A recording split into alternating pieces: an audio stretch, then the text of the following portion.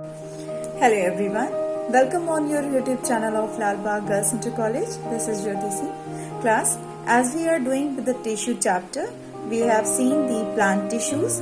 In this part, we are going to talk about another type of tissues which is found in animals. Yes, so in this part, we are going to discuss about the animal tissue. So let's learn about the animal tissues. So let's learn about the animal tissues. As we know that all the living organisms are made up of cell, and cell is the basic structural and functional unit of living organisms. And when a cell is combined together, they form a tissue. So tissue is a group of cells having a common origin, similar structure and functions, and held together by a cementing substances. For example, your connective tissues. And when these tissues working together and contributing to specific functions inside the body, they are now called as an organ. For example, stomach. And when different organs coordinate to perform a specific life processes and to form an organ system, thus it will be called as an organ system. For example, your digestive system. And various organ systems working simultaneously together constitute an organism. Now this is called a full organism. For example, your plants. So we have seen that each and every living organism is started with the cell and ended with the organ system, which is called as a organism. So this is the some levels of organization of any organism's body. Here are some differences which constitute between the plant and the animal tissues. For example, in plant tissues, they are dead supportive tissues and are more abundant as compared to living tissues. But in animal tissues, living supportive tissues are more abundant as compared to dead tissues. You have lots of times seen that I have used the term dead tissues. So dead tissues are mostly supportive tissues which are found in plants. And second point is saying require less maintenance energy. And in case of animal tissues, they require more maintenance energy.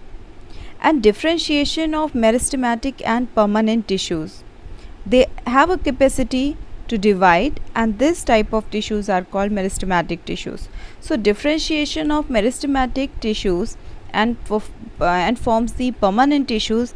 This is the quality is basically found in plant tissues, but this type of meristematic differentiation is not found in animal tissues. So no differentiation of meristematic and permanent tissues are found in animal tissues.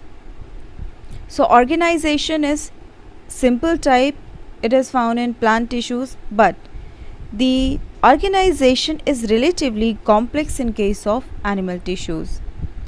And tissues organization is meant for stationary habit of plants, but in case of animal tissues, tissue organization is meant for high mobility of animals. So here are some 5 differences which you can write in your note copy. These are important differences between the plant and the animal tissues. Let's have a look of plant tissues classification. You have already noticed and learn about the plant tissues classification. They can be divided into meristematic and the permanent tissue, and further you have seen that they are of simple and complex type, right? So as you know that meristematic tissues and their characteristic, location and function also. You have already seen all these points in your previous lectures in the tissue of plants. So here are some points you can also see or learn from this part also. Here is a type of meristematic tissues, apical meristem, intercalary meristem. Then you have seen the lateral meristem or cambium. What we have to learn in this part is basically we are focusing on animal tissues. You have learned plant tissues in your previous lecture, but in today's lecture we will talk about animal tissues basically. So animal tissues classification is here. You can see the flow chart. Animal tissues can be divided into major four types. One is the epithelial tissue, second muscular tissue, second is connective tissue, and the fourth one is nervous or neural tissues. The epithelial tissue can be of various types. One is the simple squamous epithelium, second stratified squamous epithelium, third columnar epithelium, fourth ciliated columnar epithelium, fifth is cuboidal epithelium, and the sixth is glandular epithelium. These are the types which are found in epithelial type of tissues. One by one we will talk about all these four major types of animal tissues. Second is your muscular tissue, which is of three types. Then you can see the connective tissue, it is of three types, and later you can see the connective tissue of further their types are found. So first we will see the epithelial tissues.